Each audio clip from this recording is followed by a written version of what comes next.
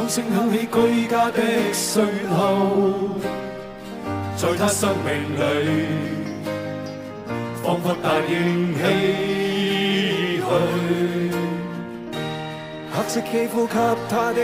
意義是一生奉獻，膚色鬥爭中，年月把擁有變做失去，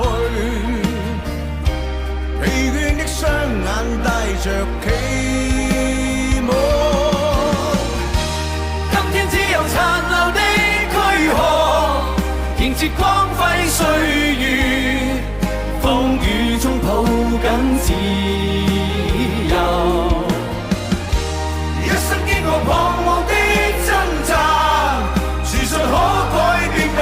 來，問誰又能做到？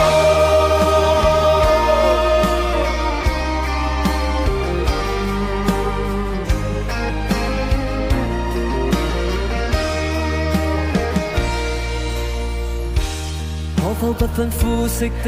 界限，願這土地裏不分你我高低，繽紛色彩閃出的美麗，是遠得沒有分開每種色彩，年月把擁有變做失去，疲倦的雙眼帶着期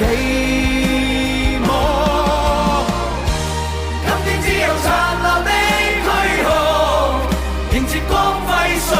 月，風雨中抱緊自由。一生經過彷徨的掙扎，自信可改變未來，